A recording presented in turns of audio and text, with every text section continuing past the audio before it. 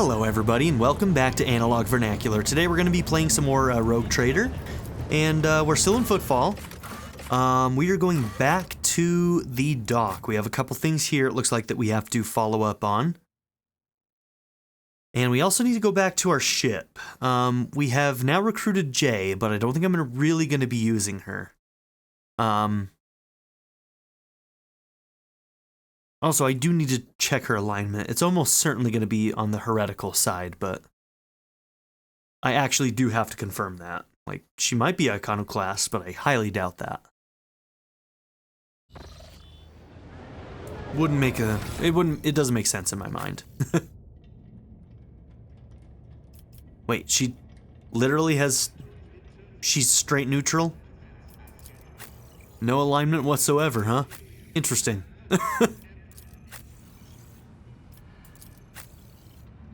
Okay, she's got 0 points in anything. Alright.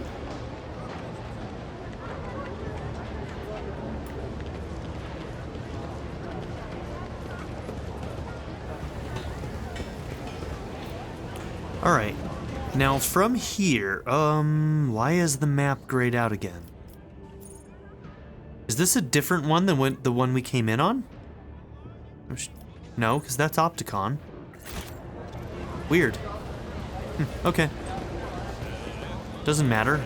Just strange. Okay, there's still this. And we're still missing the 2 here. I always keep my options open.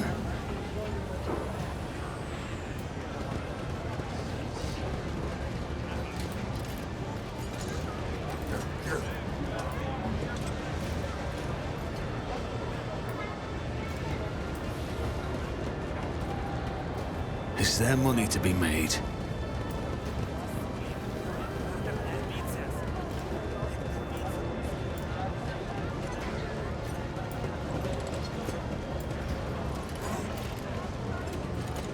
Can I actually go up there? No, it doesn't look like it. I always have a backup plan.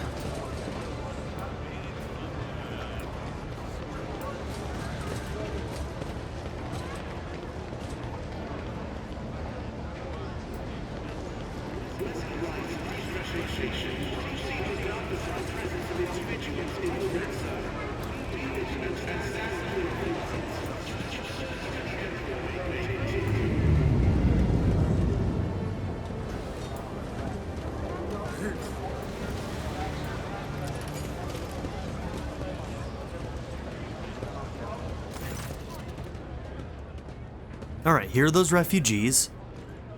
The refugees from Kiava Gamma are looking at you, some with apprehensive frowns, some with unconcealed gratitude. Your lordship, comes the discordant chorus of voices. I need information. What happened on Kiava Gamma, and how did you end up here? Is Kiava Gamma one of the ones that's under our control? We told you everything back in the square. Things are rough on Kiava Gamma. Maybe there isn't even a Kiava Gamma anymore. The planet was attacked by a horde of heretics. They shouted unholy prayers and cut down people left and right. We heard everything from orbit. Listening to one Voxcast after another, we realized there wasn't anyone left to save, so we thought we'd run. But then it was like our crew went mad somehow. The captain smashed his own head against a cogitator, and so did half of the officers. Everyone who survived did their best to steer the ship into the warp, and here we are. Only 3 ships made it out alive, ours being one of them. We don't know what happened to the other 2. They never made it to Footfall. Maybe they disappeared in the warp, or maybe something else happened to them. Okay, what happened to the ship that you came here with? It's the property of the Van Valancius dynasty. Apologies, we couldn't save it. The ship was damaged during the escape. We're lucky it got us all the way to Footfall.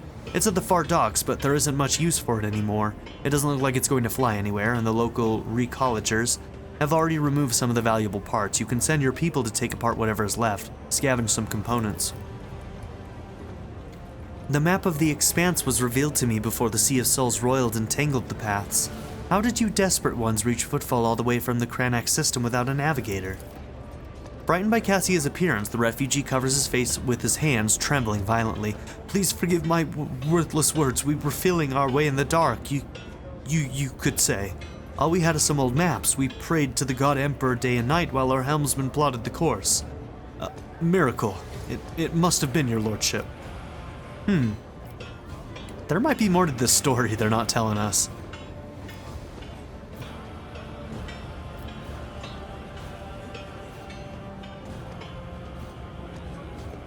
You are hurling accusations at your masters. That is a sign of treason. And it must be punished accordingly. Do you realize this? One by one, the refugees fall to their knees. Please have mercy. A few idiots shouted some things, that's all. We shut them up ourselves already. It was their grief and fear talking. Please don't punish the rest of us for it. Pascal's voice sounds impassive and cold. Vituperation directed at the Adeptus Mechanicus was likewise registered. Denial is meaningless. Oh, come now, Shireen, relent. What can an illustrious rogue trader expect from wretches in rags, whose weak spirit could not withstand a single blow of fate?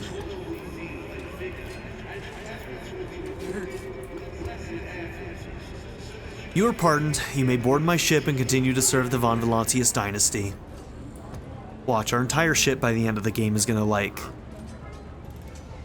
come down with freaking warp madness or something. Their eyes beam. Praise be to the Emperor. We're saved and pardoned. We'll do as we're told. We won't say another word. Bowing hastily, the refugees back away from you. Iconoclast +5.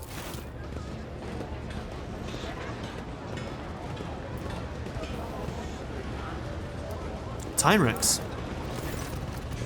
A familiar figure turns to you. Heinrichs van Kalox, interrogator of the Ordo Xenos, bows his head respectfully. Lord Captain. Honored interrogator, what a surprise. Did you perchance leave something in your cabin? Not at all, First Officer Versarian. I'm not in the habit of leaving a trail, but I thank you for your concern. Greetings, interrogator. To what do I owe the pleasure of this latest visit? Only to our mutual duty to humanity. It is that duty that demands that I disturb your peace once more. I was able to contact my mentor and report the tragic events that transpired on Rykad Minoris. I also received some information from my agents regarding the movements and actions of enemies of humanity, including the Xenos that we're assuming were involved in the theft of the star. According to their findings, the threat now hangs over other worlds. This time, yours, Lord Captain. Heinrichs clears his throat and begins in a pointedly official tone. By the order of Lord Inquisitor Xavier Calcazar, whose duty is to stand sentinel over the Koronus Expanse, the rogue trader of House Von Valancius is to take on board the agent of the Most Holy Inquisition and provide escort and support in deeds great and small that serve to safeguard the territories of the Imperium against its enemies. This decree is effective immediately upon announcement and remains in effect until decided otherwise by His Excellency Calcazar.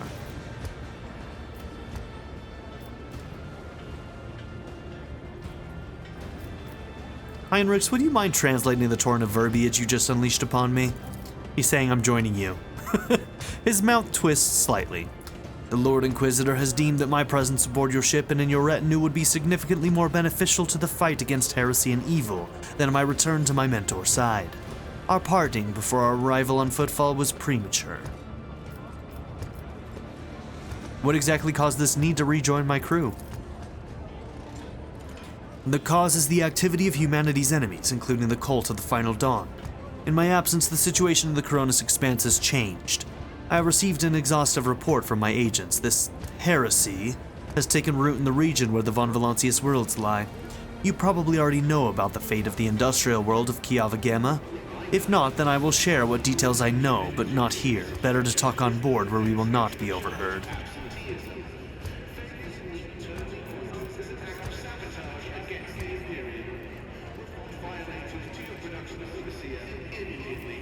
A sanctioned psyker with an inquisitorial rosette in my retinue? For free, no less. The other rogue traders will be positively green with envy. Not the most common response to the news that I will be constantly breathing down your neck? You aren't wrong, though. I prefer to repay favors in kind.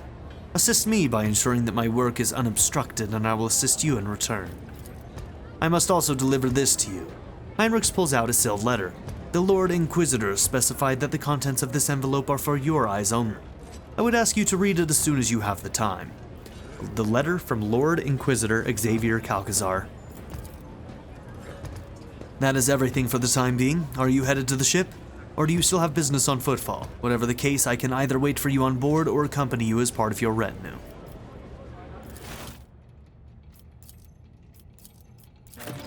Okay.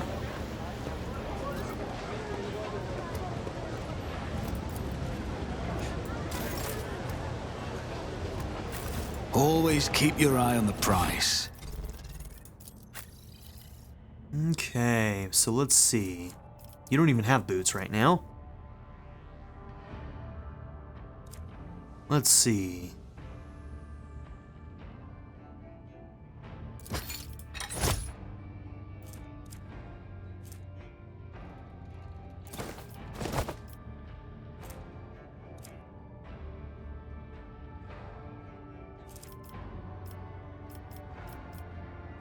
Do we have any extra pendants? I don't think so.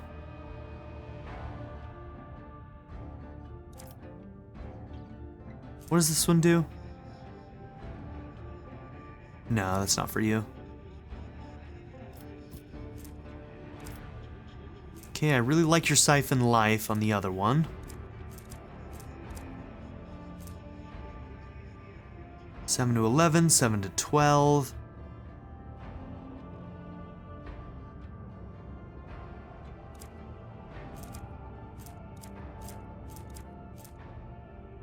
That one's two-handed.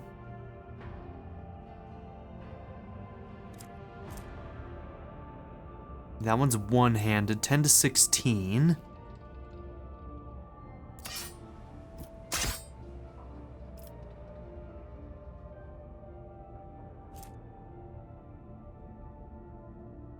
Does that go into one of these? Oh, it's one of these. It's an accessory. Bonus to awareness. Who needs that then? Our awareness person is you? Hell yeah, it is.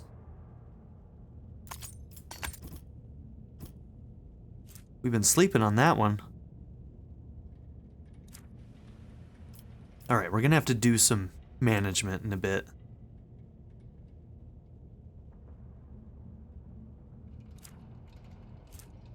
Okay, that also is an equipable. Once per turn, when the wearer scores a critical hit with a pistol, the next attack with the pistol costs 0 AP. We're honestly not using a lot of pistols right now. We could put it on him.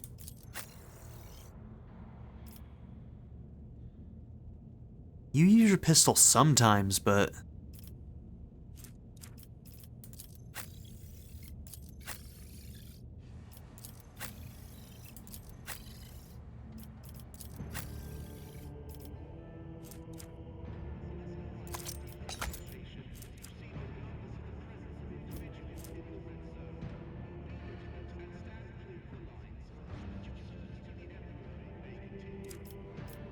I mean, with the burst fire on that... Hold on, does it have burst fire? Yes, it does. Okay. Versatile little pistol he's got there. Its single shots aren't going to do a lot, but that burst fire might actually be pretty useful. Okay.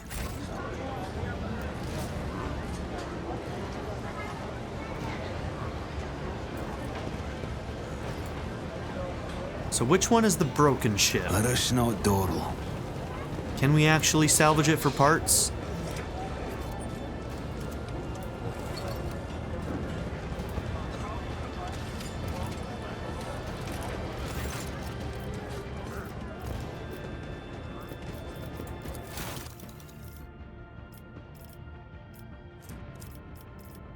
We're one short for that. So yeah, there's nothing we can get from this guy right now anyway.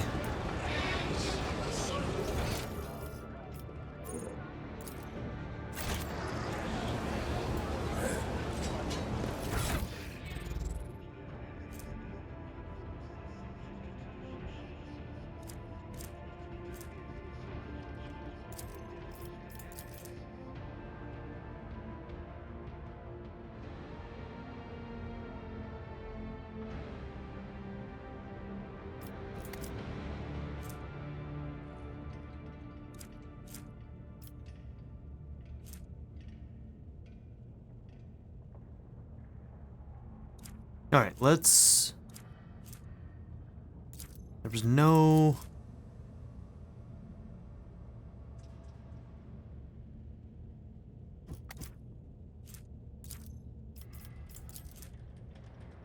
Remember the place, small quay, large windows? What is a quay? I don't even know. I might have to look that up. Okay. Letter from Lord Inquisitor Xavier Calcazar. May the Emperor's faithful forever remain in the light of his favor. Let me first express my condolences on the tragic death of the most honorable Theodora von Valancius. Nevertheless, I was elated to learn that the warrant of the rogue traitor has been passed to a worthy and promising heir. Those words are not hollow compliments, but rather the Inquisition's official opinion of your person. As fate would have it, you have taken the reins of the von Valancius dynasty, in an hour most dire, when grim portents of dark events to come are surfacing throughout the Koronus Expanse. You've been duty-bound to become the first sentinel who sees the approaching threat, and I hereby alert you that it is indeed coming. Our loyalty and resolve will be tested. People such as you and I will become the pillars that will unite the Emperor's frightened children and inspire them to fight back. And so I greet you as my dependable ally and assure you of my favor. From now on, you have a trusted friend within the Holy Order of the Emperor's Inquisition, and a receptive confidant on whom you can rely. Should the dark times ahead require you to make questionable choices, have no doubt that such an incident will be examined in an exceedingly temperate fashion that rules out the most radical forms of judgment. I have faith in the success of our partnership and thank you for your contribution both past and future. Lord Inquisitor Xavier Calcazar. Did he just give me like a little bit of leave to like be a little bit heretical there, buddy? Sweet. Okay, let's see. That one's heavy. That's why we can't use that one on anybody right now. Okay. Alright, so we still have no clues for this.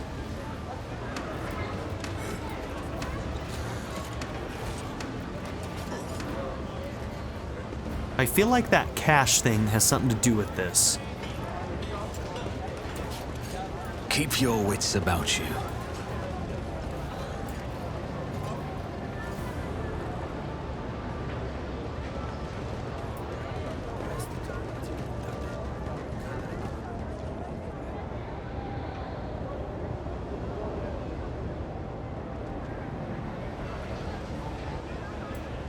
Okay, the only place with windows are here and here, so...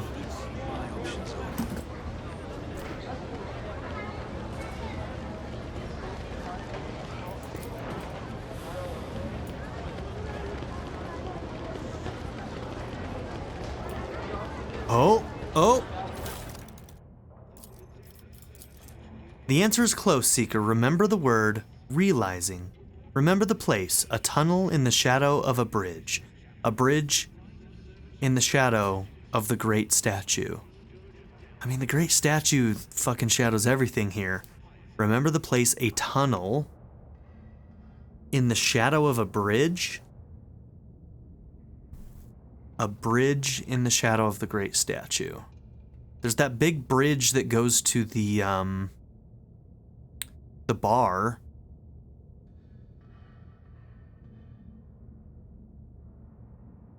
Okay. Look for a cache in the old tunnel in the shadow quarters. Alright, so it does some of the work for me.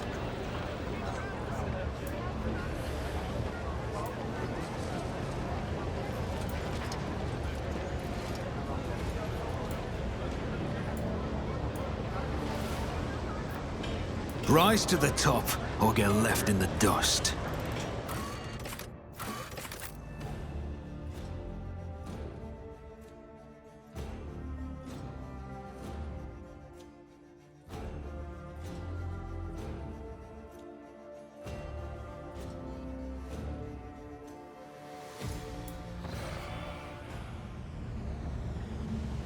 Okay, why does it keep putting me in the weirdest spot? I think I'm doing something... Okay, so when I hover over these... No, I'm not choosing specifically where I go. So why when I choose the shadow quarters does it take me to the bar?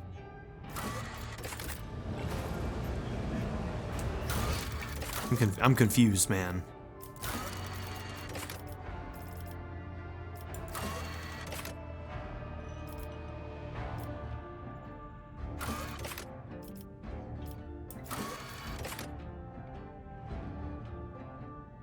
Oh, okay. The hint mentions a tunnel in the shadow of a bridge in the shadow of the Great Statue. This part of the Shadow Quarters is currently under quarantine due to a possible outbreak of disease. Okay, so that's that area that we can't get into right now. So I guess we're done with this for now. So, Void Dock, and I guess we're gonna head back to the ship to continue... Yeah, to continue on. Okay.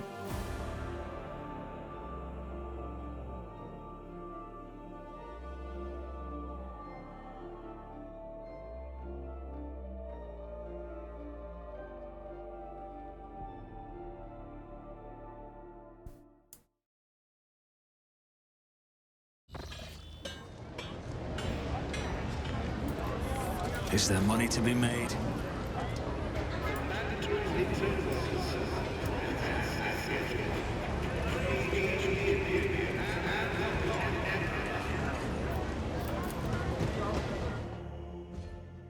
Okay. Something be voiced, please. Please.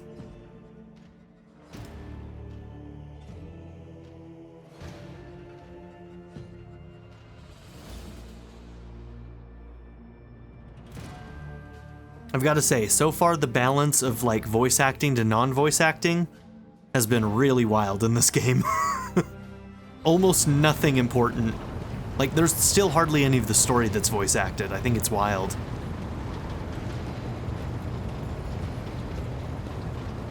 Kind of wish they'd gone a little further with it. Lord Captain, the inspection of the ship system is complete. The tech priests are reporting the machine spirits are calm and satisfied. Everything is ready for onward travel, except there is an issue you must be made aware of. Cassia makes a quick nervous gesture, adjusting the adornment over her third eye. I have been studying the records left by the vessel's previous navigator. I wanted to double-check the route to Dragonus and discovered that it does not match the one recorded in the atlas. It is more than a minor warp fluctuation. The route has been wiped out. It can no longer be used for traveling. To make matters worse, I started checking the paths from the atlas, one after the other, and saw the same thing everywhere. The warp is roiling with an ominous storm, bursting with vivid and screaming colors. It will not hinder our movement, but all previous knowledge is now utterly useless. Argenta angrily chops the air with the side of her palm. Warp storms are our enemies, just like heretics and demons. It is a shame they can't be dispersed with a flamer or a bolter. Now we can be certain that problems with astropathic communication in the Koronus Expanse are no coincidence. There is a warp disturbance in your way, Lord Captain. It is swallowing messages and disrupting familiar routes. This means you need to locate the key worlds of the House Valancius Protectorate as soon as possible. I am talking about Janus, Dragonus, and Kiava Gamma. Charting new routes so that they can be reached and restoring control will be the necessary next step. Okay? What would the consequences of losing contact be?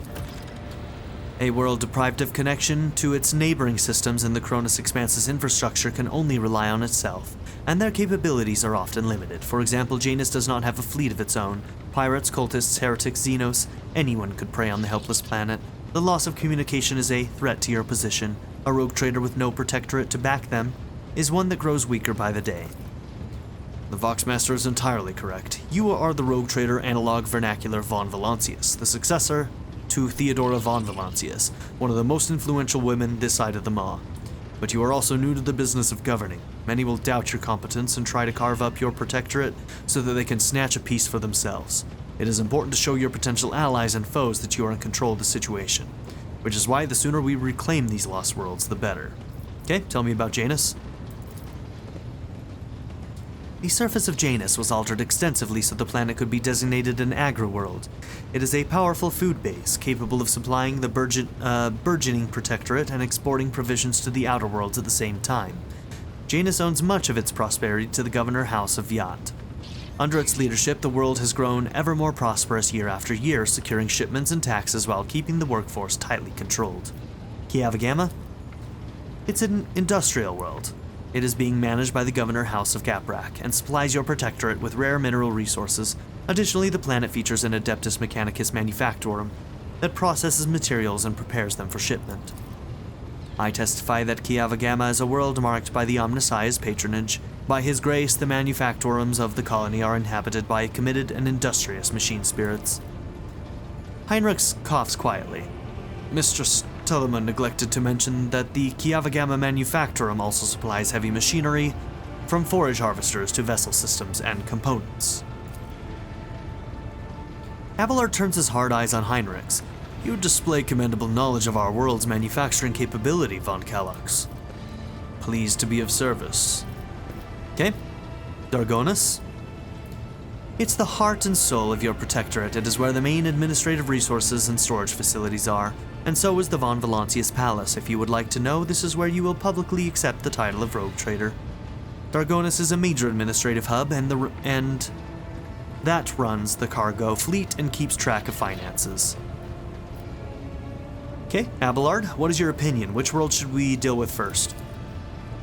Abelard strokes his beard for a few seconds before giving a hesitant reply. Rediscovering the agri-world will supply your protectorate, with something none of your servants can do without, sustenance. The importance of basic supplies should not be underestimated. Just look at Footfall in its current pitiful state. He makes a really good point there.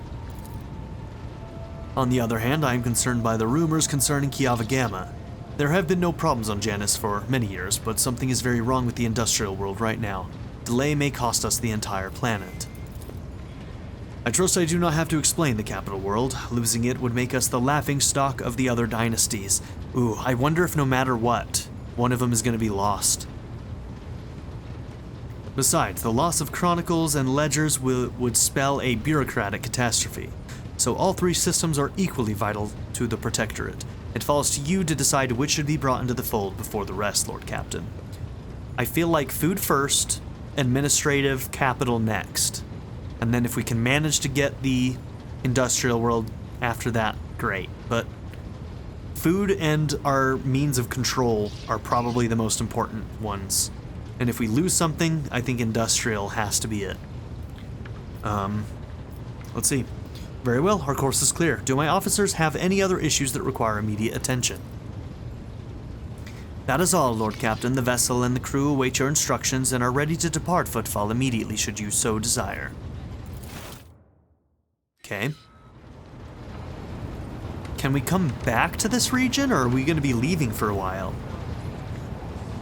Because we right now can't go into the quarantined area, so maybe we're done with that stuff for now. It still seems like there's more to do for Sister Argenta, but we cleared out what we could.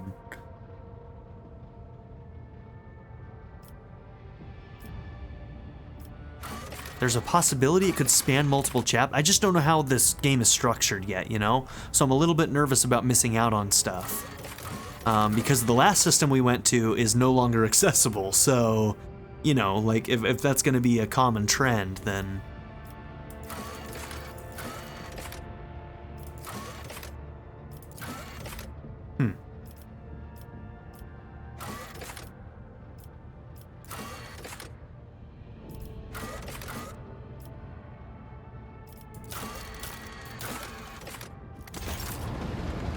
Okay. Well, either way, we got level ups to look at. Okay, so we got talents. All the Master Tactician's abilities work as if the Master Tactician has 5 more stacks of tactical advantage. Okay. For every enemy hit by the Master Tactician's attack, the Master Tactician gains +1 stack of tactical advantage. That's probably not great for you because we're mostly doing single targets with your sniper.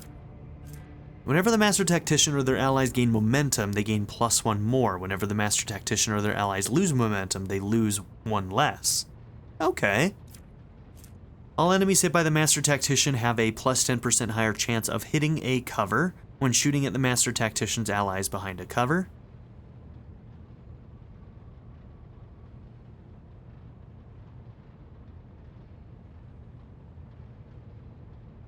Okay. The Master Tactician begins combat with additional stacks of tactical advantage equal to the number of enemies. Kind of like the sound of that.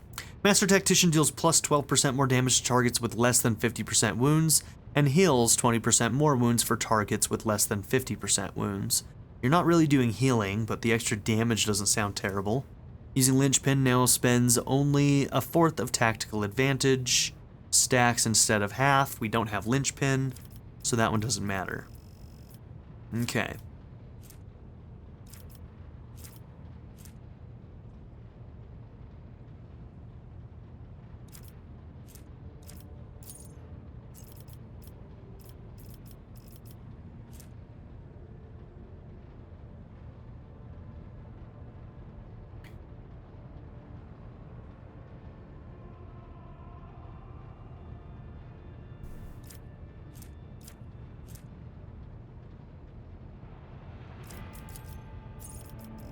Okay.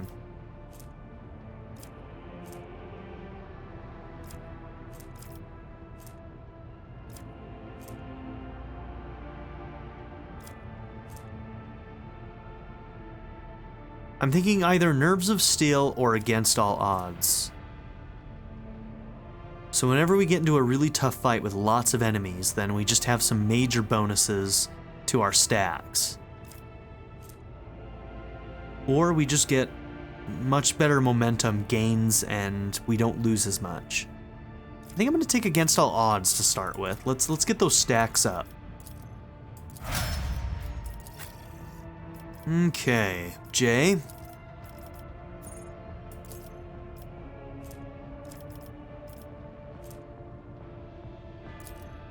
We'll take Nerves of Steel on you.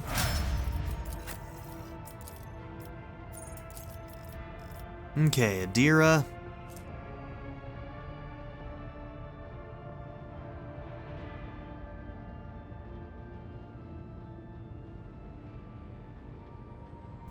Okay, so if it doesn't move, you just get more bonuses. That doesn't come into play until third round, though.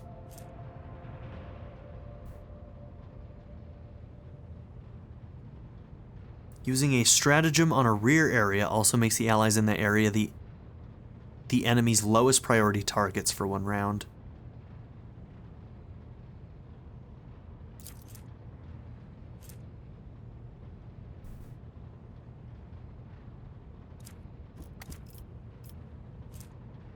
Okay, using a stratagem on a frontline area grants allies in the area a +% increased dodge against other allies' attacks.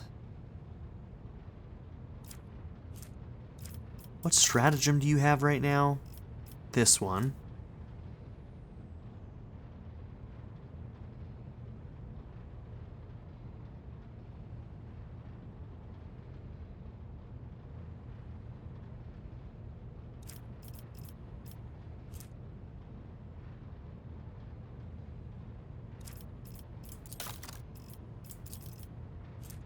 We're so early in these new ones that I just don't quite know how to use them properly yet. Okay, if there are more enemies than allies in the front line, all allies in the area gain a +% to parry and dodge. Allies, including the Grand Strategist in the same combat tactics area with the Grand Strategist, gain a + perception and agility. Huh.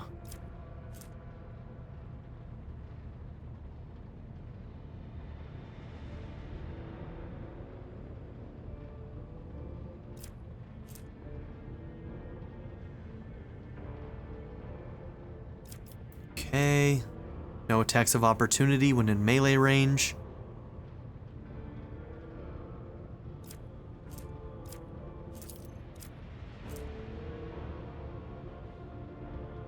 Yeah, we're gonna take subtle manipulation. It's come up often enough that I kind of want it, you know? Okay.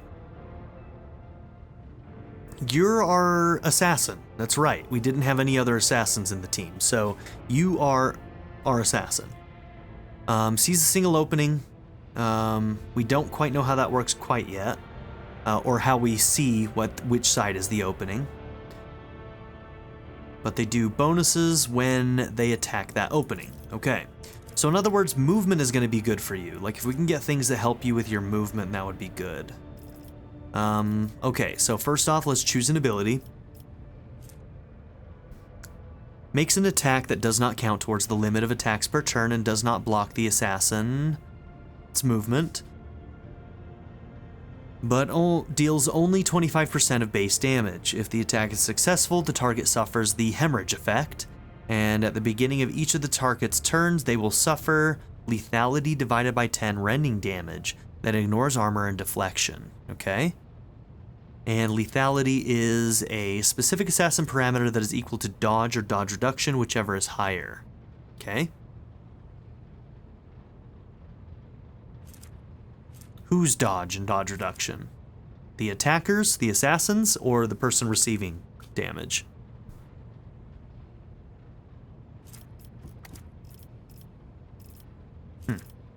Not really sure. For 1 round, the assassin becomes the lowest priority target for enemy attacks and gains the elusive effect. Assassin makes an enemy suffer a -% armor and minus deflection until the end of the assassin's turn. If there is only 1 enemy adjacent to them, the assassin also gains a +% to dodge until the assassin's next turn. If there are no enemies adjacent to the assassin, they gain +% dodge reduction until their next turn. So in other words, if you use this and they die... No, I don't think this does damage.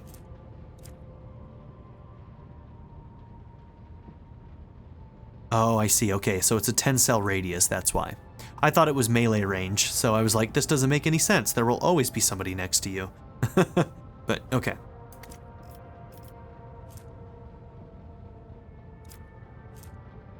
Dashes in a straight line. Suffering minus assassin's web skill less damage from attacks of opportunity and gaining a +% dodge against the enemies they dash through until the next assassin's turn. If the assassin hasn't dashed through any enemies at the end of their turn, they gain +% cover efficiency to their cover. Doesn't stack with itself. Yeah, I don't care for that one that much. The assassin attacks and grants 40% dodge to the target for this attack. If this attack hits, it deals an additional plus to damage. If this attack hits an opening, its additional damage is increased by lethality percentage.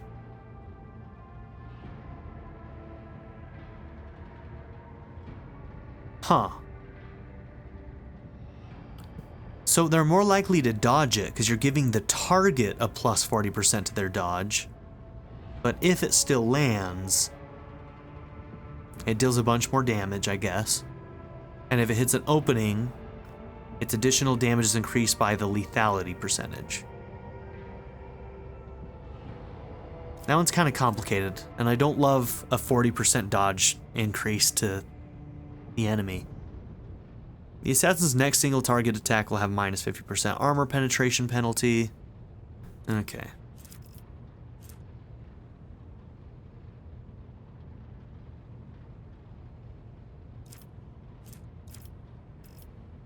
I wouldn't mind enfeeble, but...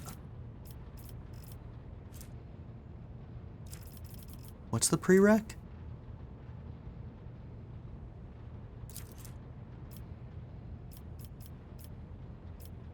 Oh, enfeeble or invigorate.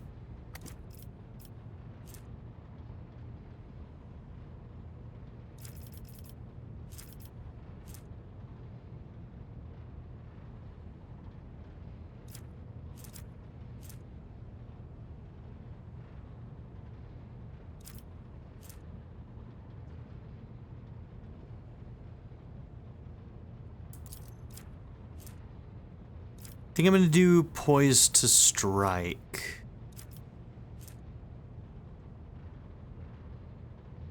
No, let's do Death Whisper. It seems kind of complicated, but let's figure it out. Could be really good on bosses too, so it may do less damage, yes, but the hemorrhage thing might be a game changer for a big boss or something, you know? One that wouldn't have died in one hit anyway.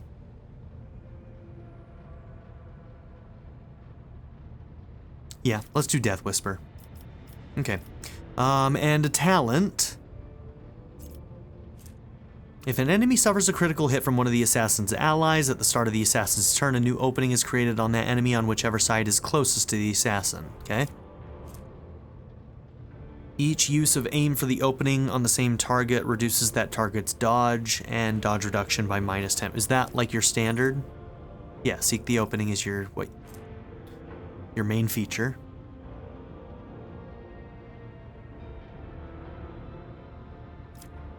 Okay, an eye for the unscathed. Whenever the assassin attacks an enemy that is at full wounds, the assassin gains plus 20% dodge and dodge reduction against that enemy until the end of the assassin's next turn.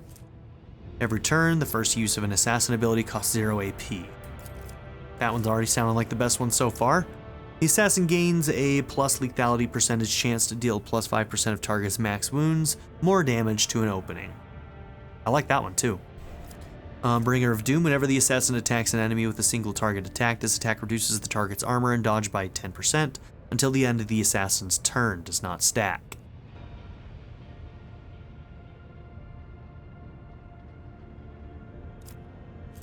It's one of these two. How much AP? No, that's 0 AP anyway. Let's do that one. Extra percentage lethality to do plus 5% of target's max wounds.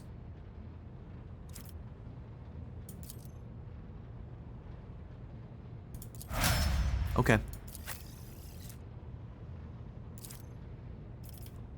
Alright, Vanguard, who I also don't know how to use yet. Haven't used defensive stance at all so far. Okay. Taunting Opportunity. Whenever the Vanguard hits an enemy with an attack of opportunity, that enemy must make a willpower resistance test. On a failed test, priority target until the end of the Vanguard's next turn. Taunting Deference. Vanguard gains plus percentage parry against enemies that consider the Vanguard a priority target. Okay, so that, like, if we build him to be a taunter, these things would be good, but I don't feel like we've built him for that. So already 2 of these sound like they're for characters who are built for taunting, and we haven't built him like that. So each stack of Unyielding Beacon additionally increases armor and parry by 1%.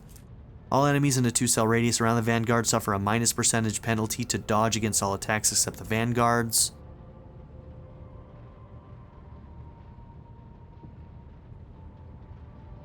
If any of these enemies consider the Vanguard a priority target, these enemies suffer a -% penalty to dodge instead. Okay, critical hits deal a -% less damage to the Vanguard.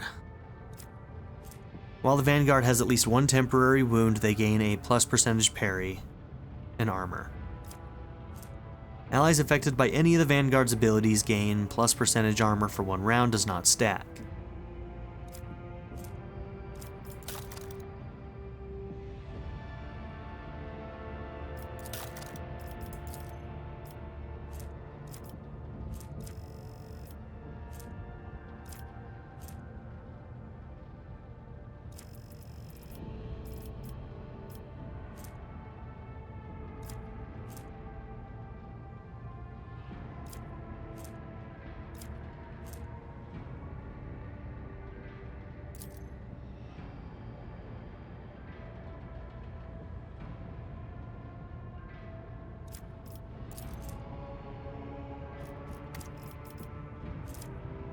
I guess we're going to take Formidable Distraction.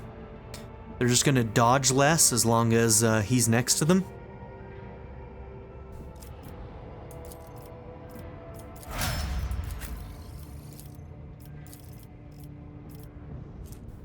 All combat tactic bonuses are increased.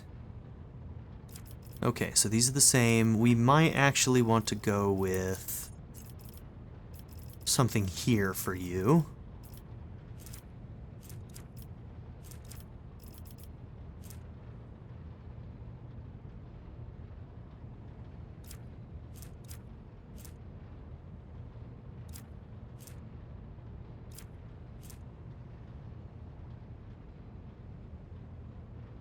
Every even, you gain an action point. Every odd, you gain +20 perception.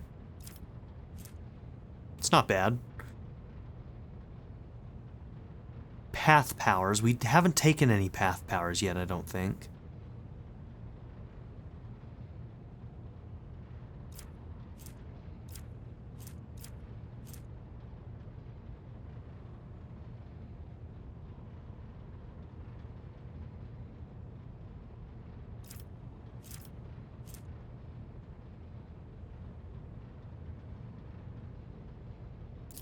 That might be good. We do need some stuff that's going to start bringing that down, you know?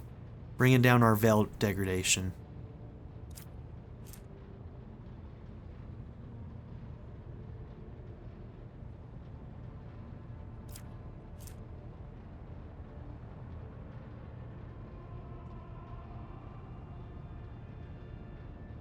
Okay. If we ever do get a movement ability, we might go for some of these, but...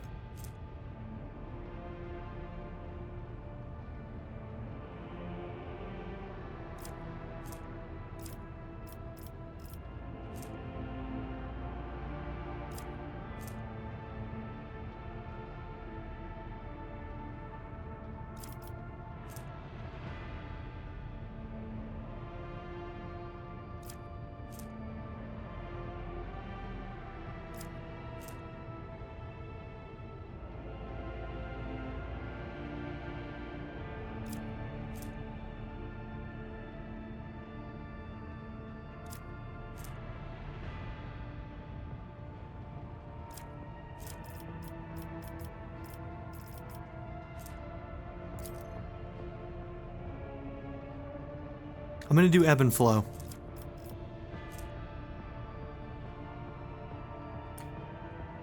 Even, extra action point, and odds plus 20%, plus 20 perception. Okay.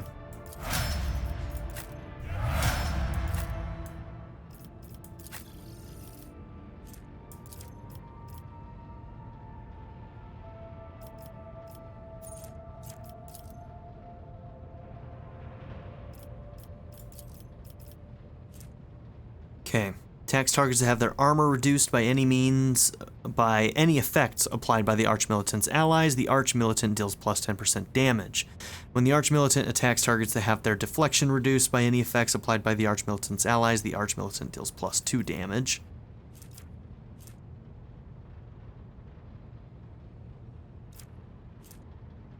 Begins combat with 2 stacks of versatility. That might be good. When entering combat, the Archmilitant gains a plus to weapon skill and a plus to ballistic skill until the end of combat. That's pretty good too.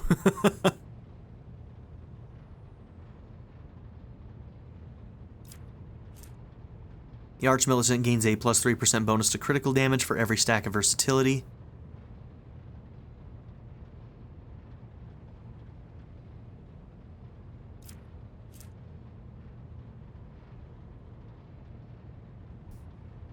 Alright, these are going to be better when we have ways to get our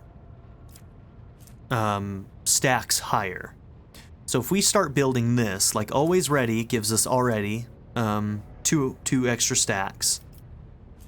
And then as long as we actually learn to use all of our weapons more consistently, then we can start investing in some of these.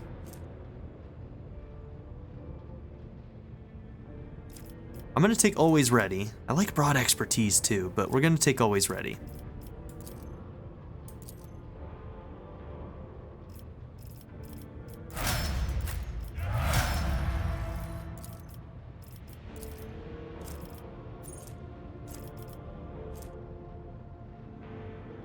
Whenever an ally kills prey, the bounty hunter gains half of the bonuses granted by Hunt Down the Prey. We should probably do that. He's never finishing off anybody. And you'd still get half of the bonuses. Whenever prey is killed, all enemies in a 10-cell radius around the prey have their agility reduced. Whenever the bounty hunter scores a critical hit, they gain plus 3% armor penetration. Whenever the bounty hunter scores a critical hit. Whenever the enemy is killed by a critical hit scored by the bounty hunter. Whenever the bounty hunter is attacked in melee range for the first time.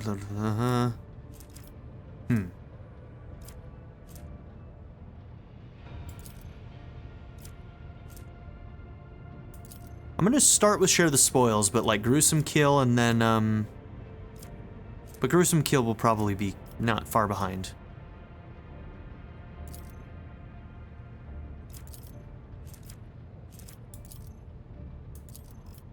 Share the Spoils will just mean that I can actually, you know, effectively use Mark the Prey a little bit more than I have been. Because what I was trying to do was I was trying to wait until I was like for sure going to be able to kill somebody, and then I was going to mark them and kill them. But I don't know, Pascal is just not finding himself in as many situations to finish people off. So it may be the case that we just need to mark some people, let them die, and take whatever bonuses we can get from other passive abilities. Okay, that's everybody, right? Yeah, that's everybody. Okay. Can't talk to Abelard? Really? Okay, weird.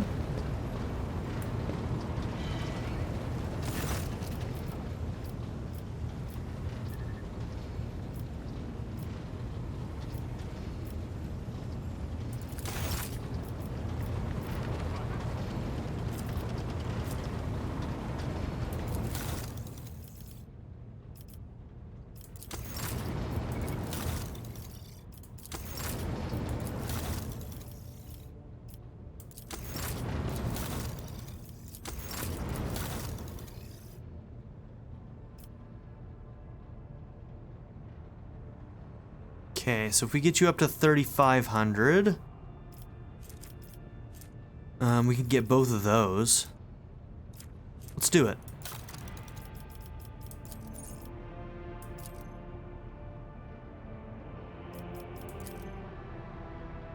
Oh, okay, it's not going to be possible then, huh?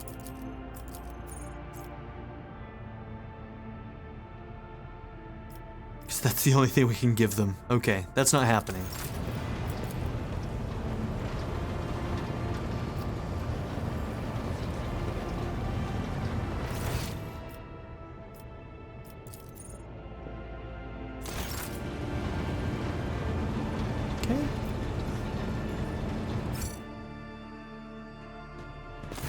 Allow me to thank you again for helping me with the cargo, Shireen.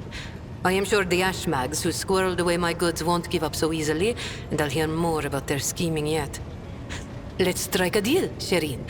I will watch your back if you do me a favor and watch mine. Well, enough jokes. Is there something you wanted? Was there some business you wanted to discuss? Oh, Shireen, I did manage to spark your interest. Allow me to invite you to a more private place. My words are meant for your ears alone. Okay. It's probably going to be whatever her side mission is.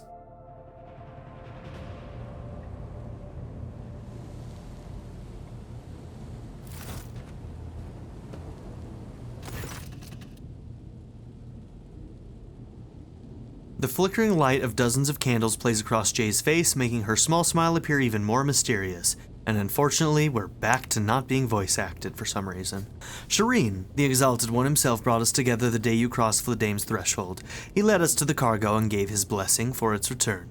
Do you know what people on my world say when such a thing happens? What's gained is to be shared with your neighbor. She points at the containers in front of her. One contains a polished Eldari rifle, a rare model, and the other one holds an ornate sword. I am sharing what I've gained with you. Please accept these humble gifts in honor of our wildly successful, though suddenly struck friendship. Okay, Wanderer's Portent and a Bloodseeker Clave.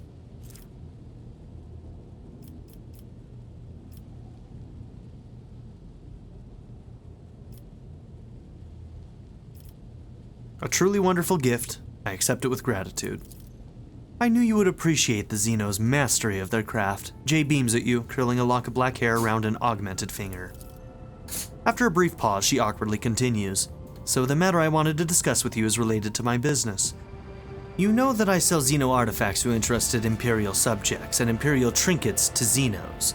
Business is going well. My network runs even without my participation, but when it comes to expansion, well, that is where I hit a wall. Rivals envious of my success, Jay throws up her hands. Falco especially, I am certain the theft of the cargo was his doing, but I can never predict what that Ashmag will do next. And while the Imperium's authority may be fragmented in the Expanse, it could crack down on people of my profession at any moment.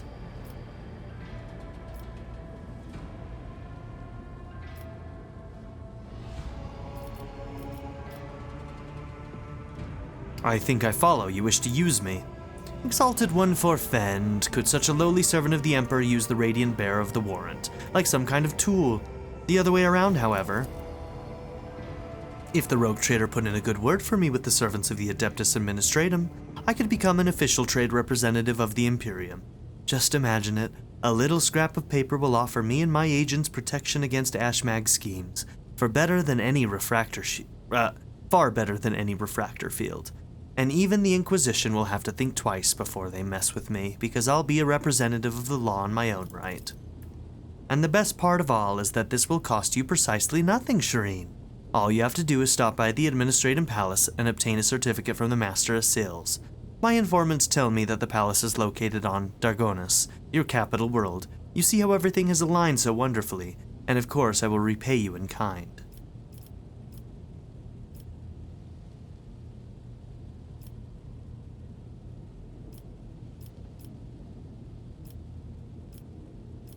How do I benefit? Besides being in receipt of my eternal gratitude, Shireen? Jay playfully raises a brow.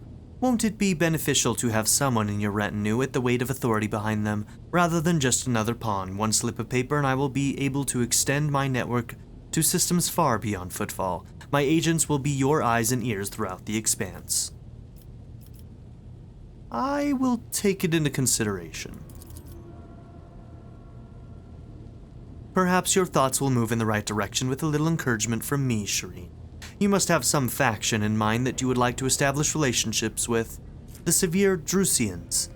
The hot-headed pirates of the Caspalica? You merely need to use the right words, like a key for a lock, and people will open their hearts to you. Or their wallets. I will arrange everything, you merely have to ask. Okay?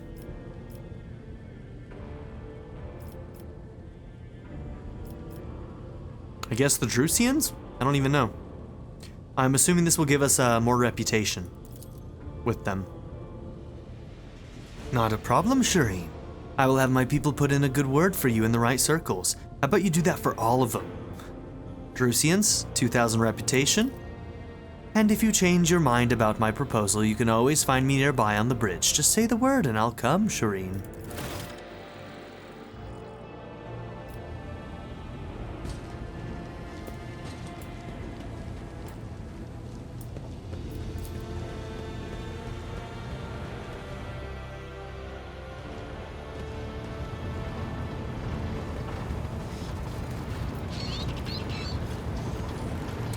Where is she? I thought she was in one of these corners.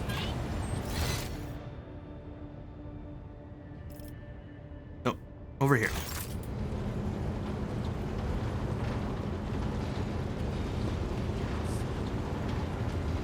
There she is. May the Exalted One protect you. Have you grown bored with our little talk, Shireen? You don't look like a typical smuggler. No truer words have ever been said. I'm far more exciting than some small-time peddlers from Footfall. Allow me to introduce myself properly. I am Jai Amira Fatqin Tamiri Ash Ifrit, the 12th daughter of the Lord of Ifrit, a distant world at the fringes of the Imperium. The youngest child is destined to become a bargaining chip in the family's political games. But I was unwilling to accept such a fate, and wanted to choose what to become and which path to follow. When I learned the Exalted One watches over hundreds of other worlds amidst distant stars, I understood there was an entire world of opportunities beyond Ifrit. All I had to do was break the familial bonds tying me down and escape the planet. Which I did a long time ago. Okay, why the Koronus Expanse? The Koronus Expanse. A gorgeous name, isn't it? But this backwater wasn't my original destination when I escaped, Shireen. Oh no, it was the rumors of incredible freedom that brought me to the Koronus Expanse. Freedom that is generously bestowed upon everyone who can survive in these parts. All doors are open here. You can become a saint, a mogul, a kingmaker, or anyone you like, really. Here, hard work pays off. Unless you're used to lying by the roadside and complaining instead of toiling for the good of your soul, glory, wallet, or whatever floats your boat. I'm used to working hard, and so I found my blessing. Okay, how did you escape from Ifrit? I convinced my father I personally wished to oversee the inspection of imported goods. I had to get experience so I wouldn't bring shame on our family, didn't I? I made friends with traders, missionaries, and soldiers at the port. I listened to their stories, studied the charts, learned what documents I had to forge to escape the planet. A kind word here, a shiny coin there. And here I am, in the iron belly of a ship, braving the void in search of a new life. Judging by your implants, you've had quite a few close shaves over the years. Consider it a mark of my trade. This year, Xenos. Dumb-headed orcs. Who knew that we weren't the only ones to get tempted by the wreck of that raider? As for this treasure, I received it as a reward for a life that had been just a little too good. I was in a hurry to get to the Adeptus Amacacus after the Exalted One blessed me with immense wealth. I was 2 backstreets away from the den when a pathetic ashmag attacked me, envious of somebody else's fortune. Okay, Tech use succeeded. You are familiar with implants like the one that has replaced Jay's neck. It is merely one part of a massive augmentation, replacing the internal organs. A slit throat could not have been the cause for installing such a sophisticated device. Interesting. Okay. All relationships are based on mutual trust. That goes for business too. Tell me about your background again? The youngest Okay, child. that just goes back there. All relationships are based on mutual trust. That goes for business too. I have seen enough of the shiny wrapping of the Koronus Expanse. Tell me about its dark side. The dark side is the real Koronus Expanse, if you ask me. But what do you want to know about it, Shireen? Why not? The decision is... Oh, I have no doubt you will. Okay, we'll have to continue this in the next episode because we are at time. So, thank you all for being here. Don't forget to like and subscribe, and I'll see you all in the next episode. Have a good one, everybody. Bye. I'd like to give a very special shout out to my patron supporters: Darren York, ZTD, Knife Namaste, Kyle the Monarch, Chris Murphy, JW, Quinless, Vlado101, Andy Ford, Bruce Wizzle, Black Mamba 90, Eureka Gecko, A Happy Fat Panda, Turkeyfoot 27, Pedo Kuto, Shadow Raven, and Nadia N. If you would also like to join this tier or any others, check out my memberships or my Patreon in the description down below.